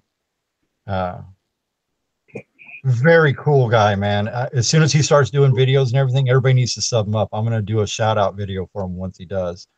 But this guy's awesome, and he's a brand new pour, but this is what he poured for me. And I think that is so freaking cool. Oh yeah, that's cool. I've seen the big versions of these. I've just never seen a little small one like this. And some beautiful pour lines. Doesn't Zeke do one that size? I don't know. No. I think it doesn't matter. I think he did a great job. Yeah. So Carlos, if you're listening, I want more of these. I'll be talking to you again. Shani's already trying to get in contact with you, but if for some reason he's watching or watches it later, I want more. I've got something kind of like that from Backyard Bully. That's a really nice piece, though. Yeah, he did a really good job for a new pour. He's really good, and he's probably better at blackening pieces than I am. I'm terrible at blackening pieces. See you later, John Hartley. Have a good night, buddy. Later, John. Night. I believe Pitt did one of those on Saturday night, and it weighed about 14 ounces. Yeah, the big one. Yeah, it's a monster. It's a big chunky monkey. Is that a blackened Darth Vader head you had there, Scully? Oh, yep. It's all dusty right now, but it doesn't look dusty. yeah, because you're the one that told me I should blacken it last time. The nose was rubbed off, yeah. And the nose and the 2 points here. Yeah. Yeah, it's all dusty. I haven't been. Still think he looks like a dog. Yeah, it turned out pretty cool. I definitely like him blackened. What's it weigh? Vader, he has to be black, eh? This one is 3.5 ounces. Wow. It's a big one. That's the same with this one. I think this one's the same 3.5. I love the Stormtrooper head. Is that flat on the back? It is. What's this? Yep. Yep. Otherwise, it'd be a lot heavier, I guess, eh? Yeah. Yeah. If this was a cast, a full head, yeah, this thing, Full head, this yeah. is 3.5. So you're probably talking 6-7 ounces on a whole head.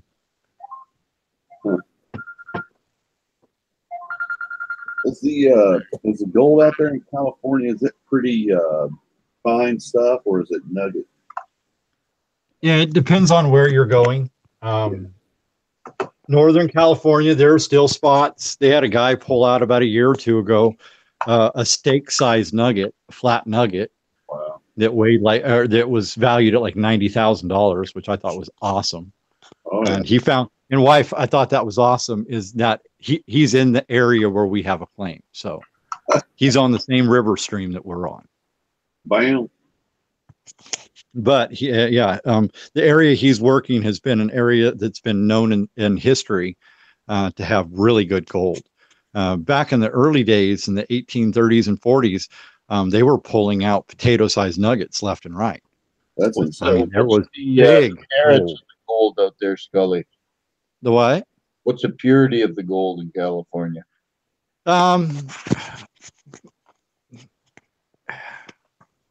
I think most of it's right around between 20 and 22 karat, closer to 22, because a lot of the gold that we've gotten has been really yellow, and you put it next to pure gold and there's barely any color difference.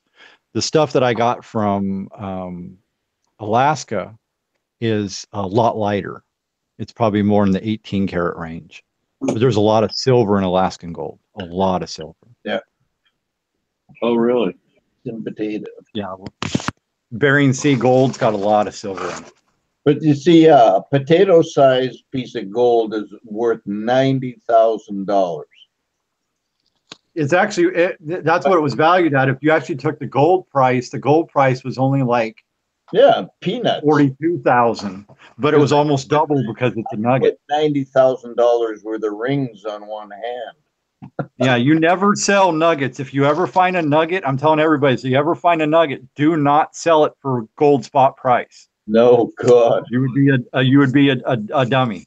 Yep. Because nuggets have a huge premium. Oh, yeah. Oh, gotcha. Huh. Just because of the way it is. They're rare. Very rare. Oh, this chicken fettuccine is so good. I bet when they were pulling out that kind of stuff 100 years ago or more, 150 years ago, I bet there was a lot of dudes getting shot for that kind of stuff in the law. Yeah. That's why I was saying they used to hide their gold. They used to go up in the hills, find little areas and tree stumps or bury it in the ground. Yeah. And then, and the problem was back then that a lot of these miners also were alcoholics.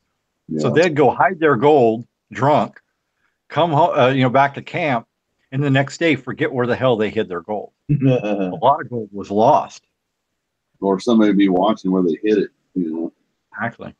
And there was a lot of murders up there, and more people died up there though to disease.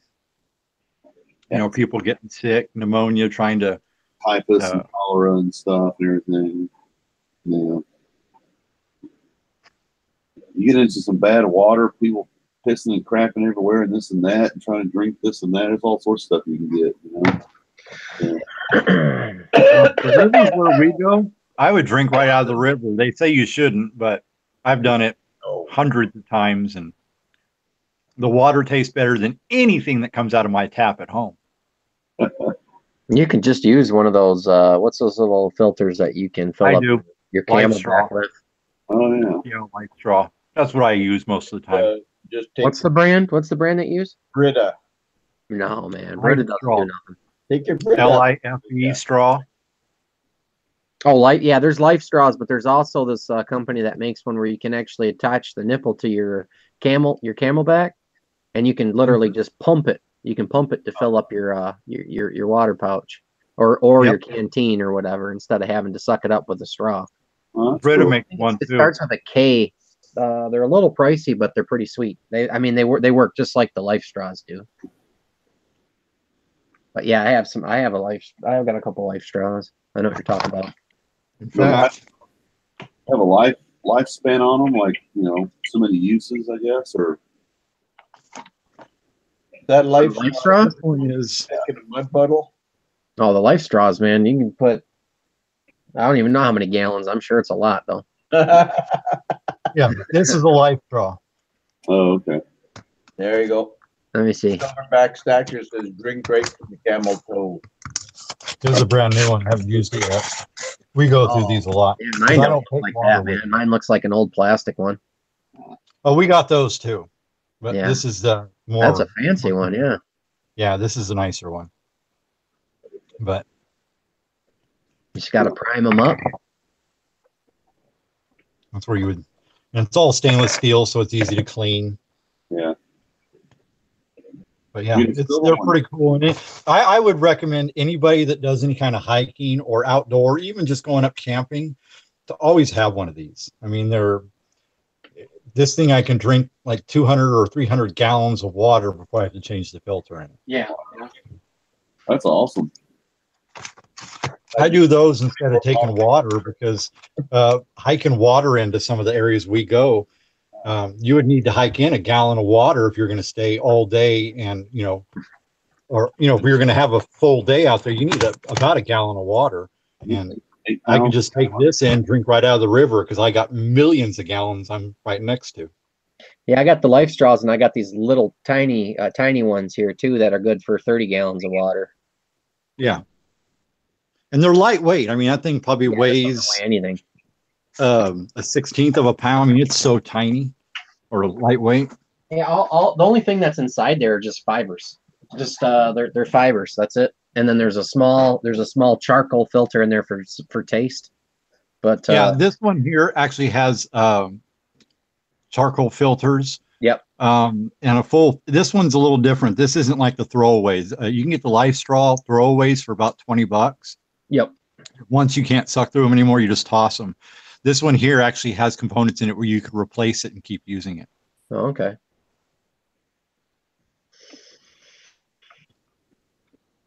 In my house, I use a Berkey water filter. I think we use Brita. Look into Berkey, Berkey, and you'll never use a Brita again.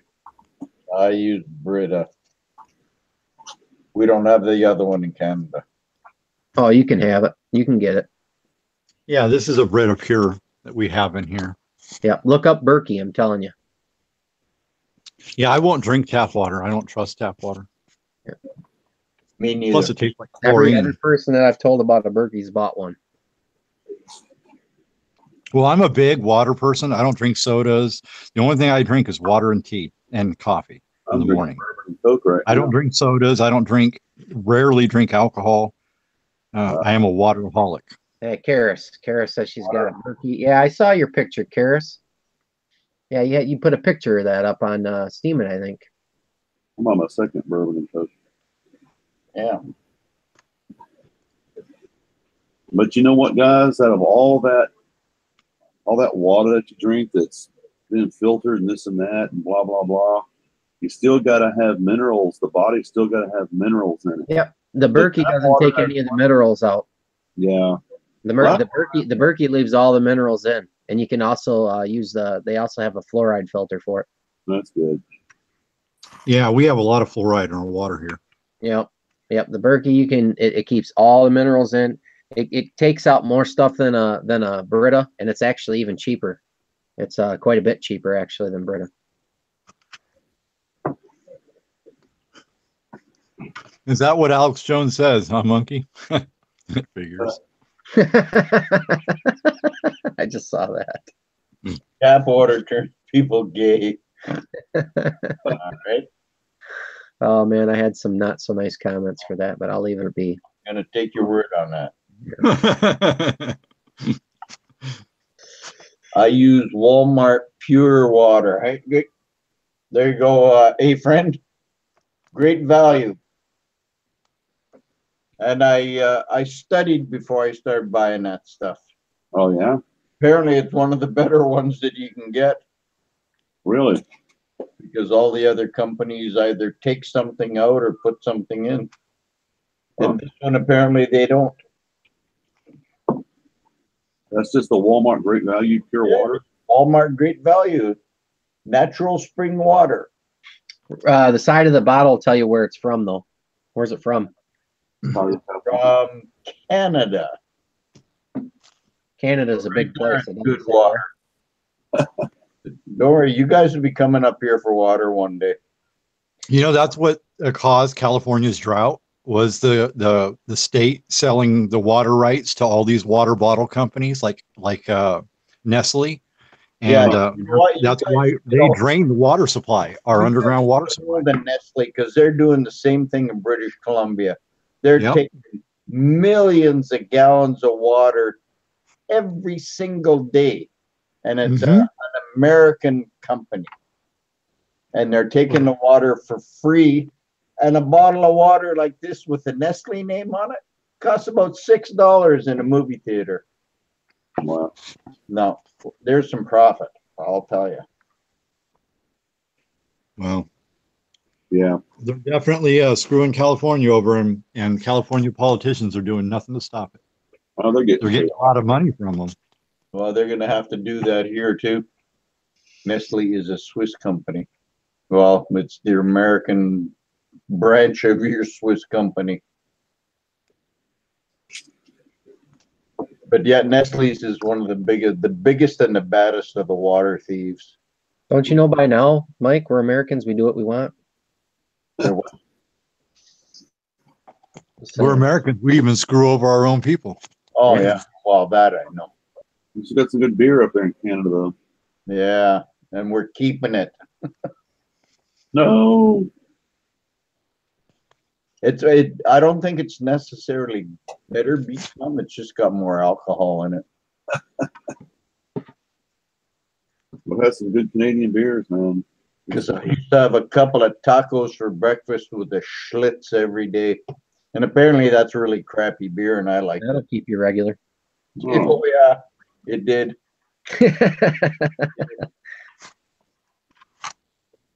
Oh, man. Monkey Swag says, I keep on forgetting Canada had Walmarts. Yeah, Walmart's everywhere, Monkey Swag. They took over the world, Monkey. Yeah. They will soon, yep. You got to buy your groceries at Walmart and get your social media on Facebook. Yeah, I just signed up for Instagram. Shanny's still trying to show me the ropes. Oh, there you go. I do, a friend, I do like Molson and Labatt's, yeah. Yeah, there's a few Labatt's drinkers. Molson Golden's good beer, man. That's good. And Labatt's Blue, man, you know what they call that up here? The blue flu. Huh. You drink 3 or 4 of those and you feel like you got the flu. Huh. Good time. No Walmart in Tasmania. In Australia. Yet, yeah. Good one. Yet. We're on their way. Yeah, they'll be there soon. Good chicken wings at Walmart. The only beer I ever used to drink There was only one beer that I ever liked, and it was a Newcastle. That's one of the best beer there is, man. Yeah. You know, at Beach Bum, we used to have a beer up here that was made by Molson's, I believe, and it was called Extra Old Stock. And it was 13.9% alcohol. Wow. Yeah, they had to quit making it because folks were having problems with it. I can see that. I bet that'd take you out, man. 13.9%, man. Extra Old Stock. Man. Just drink whiskey and get it over with. Slacker Stacker said, well, I am going home. Oh, going home. Well, yeah, it's 1/4 after. You should have been on your way 15 minutes ago. 11:15 here. 10. And we're going until like 10:30. Yeah, I was going to say, I got to take off to go get work in the morning. To try some of that 13% beer, that'd be nice. Oh, man. That was the last beer I ever drank. I think I drank 4 or 5 beers and probably ate about a pound of cherries. See you later, Slacker. See you, man. As says, I saw 30% beer. Yeah, that's just like nuts. Wow. Pound a bunch of that down. Fizz. I don't think you could drink a 30% beer, could you? It's awful hard to do it. Oh, yeah. I don't imagine it would taste that great. No. No. 30%. Mind you, I'm not a big fan of the taste of beer anyway. I don't mind one if it's really, really cold in the summertime. Yeah. That's about it. I thought you liked that Zima, Mike.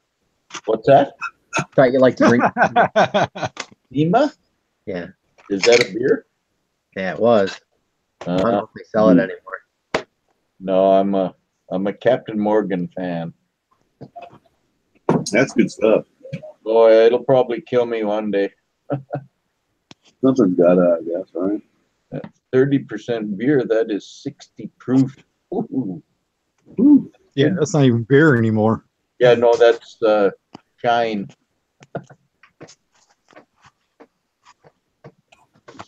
Yep, that's pretty nasty stuff. You would think that you couldn't call it beer if it was that high. Well, no, it would be malt liquor. Even then, malt liquor, that would be one potent malt liquor. Oh, yeah. Nope, wouldn't be my favorite, that's for sure. You know, they got all those different flavored beers and shit nowadays. A lot of them suck, but there was one that I found that actually tasted pretty good. It's called Not Your Father's Root Beer. Oh, yeah. I don't know if they Oh, sell I it. heard about that. I don't remember where, but I heard that was good. It's a good one, man. Most of them don't taste all that good. There's a lot of different root beer ones out there. Yeah. But this one here, I'll show you what it looks like. No, there's a bunch of that stuff here, too. Like you can get 18 different flavors of vodka. Oh, yeah. I can remember going down a cereal aisle in Safeway, which is a big, you guys have Safeways, I think. But going down a cereal aisle in a Safeway and only had 12 different kinds of cereal. Huh. Instead of like 100 they got now. Yep. Hey, Ender, how you doing, AG? Entered it. Entered it.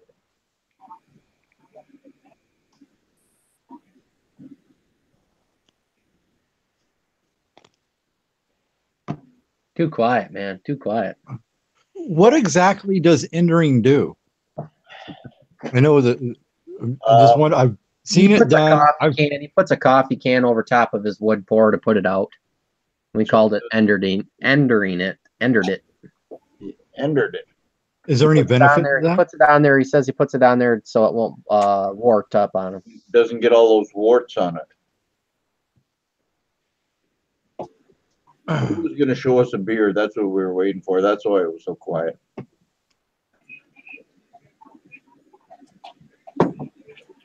There's a couple of beers here where I'm at that are made locally that are really good beers, and one of them's called Cougar Bait, and the other one's Shotgun Wedding. They're really good. Cooler.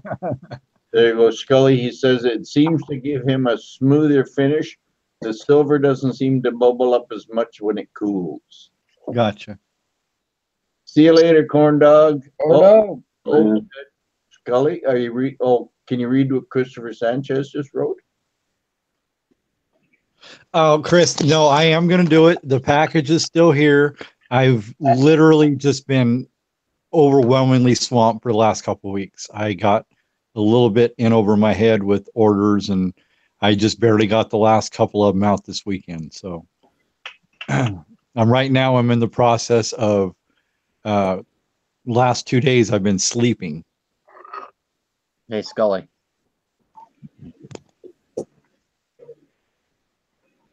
I got yours done. I just got to do the tripod or the bipod.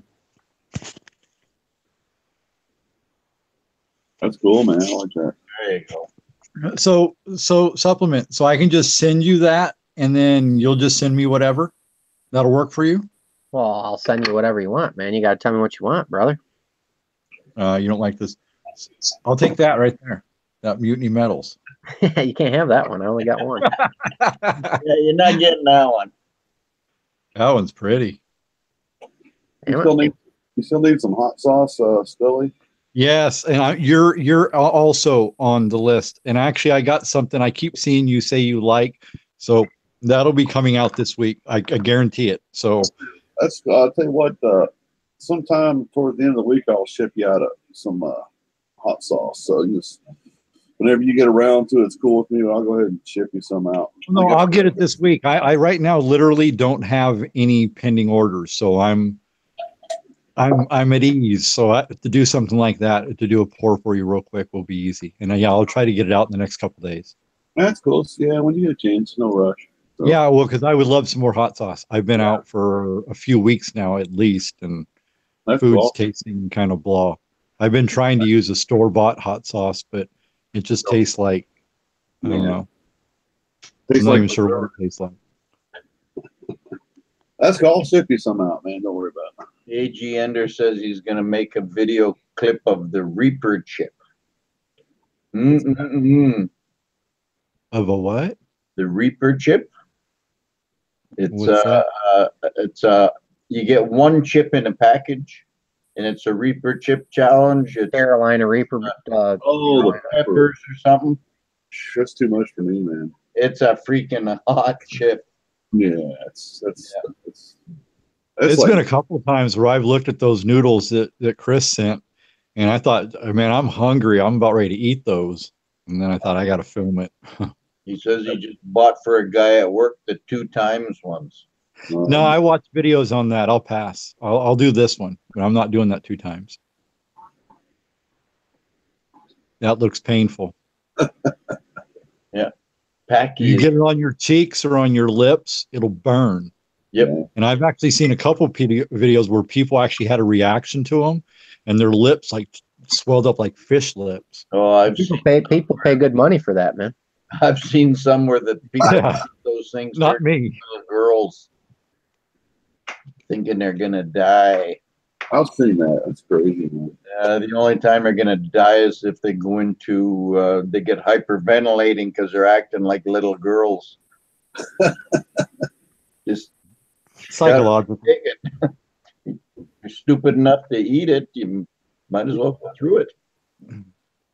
Huh. Kind of like jumping out of an airplane. Once you're out the door, that's it. There's no turning around. Yeah. Yeah, Scully, whatever. You if you want to be surprised, that's fine. Just well, I can get with you. And we can go over and I'll send you an email and we can maybe swap some pictures, and that's fine. Either way, I would love to do a trade. I know you've got a couple of the Mutiny Metals bars you had set aside for me, or at least one of them. That's perfect. Those type of things are awesome, because those are things that unfortunately I can't buy right now. I don't get to buy coins and the rounds that I want. Like we're about ready to do an order for 100 ounces, and I'm shopping for the cheapest generic I can find. Yeah, I should have said something to you, because actually earlier when I got real quiet, I was on my phone and I was I just put an order in from Mutiny Metals. But hey, supplement is someone else making the new Eagle Hard bars now? I think a couple years ago, Australia Engelhard. It's still tied to the original company, but it's the division out of Australia. They made a 2 ounce, a 5 ounce, and a 10 ounce, and I have the 10 ounce. Oh, okay. I don't know. I mean, you can still get them over there. Yeah. See you later, Silverback Stacker. Talk to you later, homie. Man, See you later, Silverback Stacker. Your box should be there by Wednesday. Yeah, we're gonna do another 5 minutes, folks. So when they first come out, you were able to get them over here on the online retailers at places like AppMex and stuff. But I haven't really looked for them lately. But over this last year, I haven't really seen them anywhere. I think you can still order them from over there, but I don't think any of the online retailers have restocked up, which has caused the price on them to go up a little bit. Yeah, but they're pretty cool. I think. I hope you like it, Silverback Stacker. I think they're cast. Probably. Mr. Monkey Swag says he won a 2 ounce Engelhard Australia from Laura Blade. Oh, I saw the video. Yeah, it's really nice. Yeah, they're nice and smooth on the top. Yeah. I did a video for Engelhard back in the day when there was an Engelhard challenge going on. I showed off some Engelhards. I forget what all I had, but most of my Engelhard stuff is rounds and 1 ounce pressies. But I also have I don't remember how many, but I got quite a few 10 ounce bars too. And then now I have these 30 more ounces here to add to the Engelhard collection. I think I've got one Engelhard bar. I have a few prospector rounds. That's about it. Yeah, where I'm at, I've been lucky to come across a lot of Engelhards, and I got a couple 3 tubes of the prospectors, and almost all of them are absolutely perfect BU 1983. There you go. That's what we can do. I'll take the Engelhard prospectors. I love those. I don't have any. I got you don't? 7, so those are the other one of the coins that is on my list to get ASAP. Yeah, I can send you some prospectors, man. That'll work. And there we go.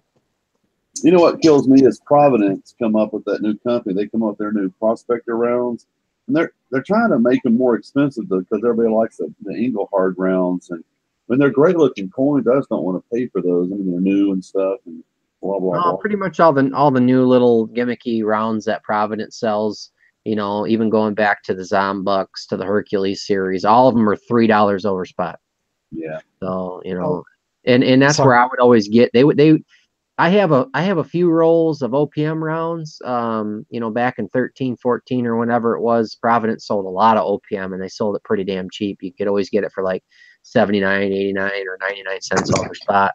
And I picked up a few rolls of those, and I still have those. And but then OPM stopped making all that stuff, and Providence stopped selling all that stuff, and it kind of just went by the wayside. But now with the new prospectors, the original prospectors that they came out with, I do like. I think I got a roll or 2 of those.